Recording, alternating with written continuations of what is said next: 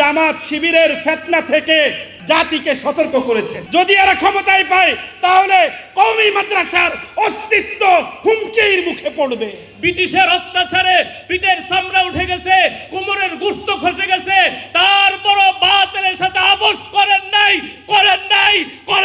ঠিক না বেঠে? আগামী 15 তারিখ ঐতিহাসিক সোহরাওয়ার্দী উদ্যানে মধুপুরের পীর সাহেবের নেতৃত্বে আন্তর্জাতিক খতমনামত মহাসম্মেলন অনুষ্ঠিত হবে নকল নবীন প্রতিরোধের জন্য।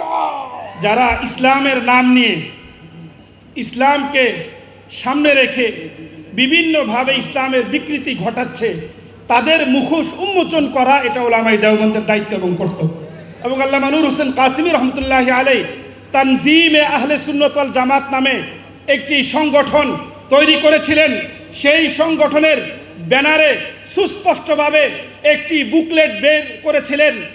সেখানে মওদুদীপন্থী এবং জামাত শিবিরের ফিতনা থেকে জাতিকে সতর্ক করার জন্য তৎকালীন সময়ের সারা বাংলাদেশের শীর্ষ আলিয়া কওমি ঘরানার যত ওলামায়ে কেরাম ছিলেন, তাদের দস্তখত, তাদের নাম সহ তাদের আকীদা কি এবং সেটার ক্ষেত্রে আহলে সুন্নাত ওয়াল জামাতের মাকাম কি, অবস্থান কি, সেটা পরিষ্কার করে জাতিকে সতর্ক করেছেন।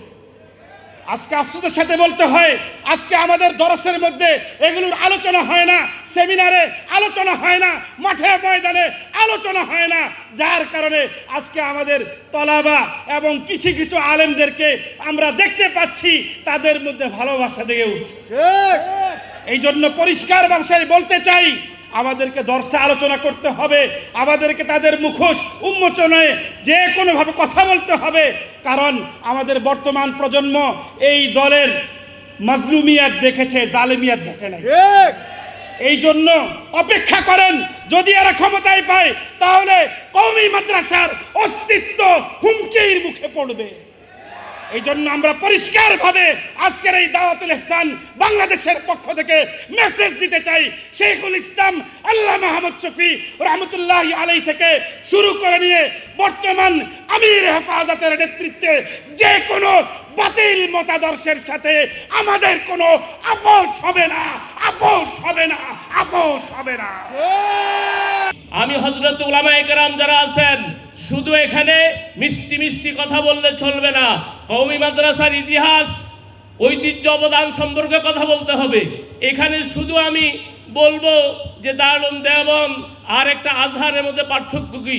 দারুল উলুম দেওবন্দ হলো ইখলাস আর তাকওয়ার দ্বারা বুনিয়াদ হয়েছে।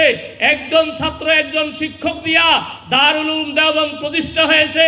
সেখানে জন্ম হয়েছে আওলাদ রাসূল হুসাইন আহমদ মাদানী রহমতুল্লাহ আলাইহি। ব্রিটিশের অত্যাচারে পিঠের চামড়া উঠে গেছে, কোমরের গোশত খসে গেছে, তারপরও বাতিলের সাথে আপোষ করেন নাই,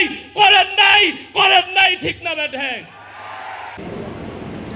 আমাদের দেশের মধ্যে কিছু জিনিস আছে আসল, কিছু আছে নকল। যেরকম সব জায়গায় আসল আর নকলে ভর্তি, দ্বীন ইসলামের মধ্যে একটা আসল আছে আর একটা নকল। তাই নবীর মাঝেও কি করেছে ইংরেজরা? নকল নবী সৃষ্টি করেছে। আগামী 15 তারিখ ঐতিহাসিক সোহরাওয়ার্দী উদ্যানে মধুপুরের পীর সাহেবের নেতৃত্বে আন্তর্জাতিক খতমনামত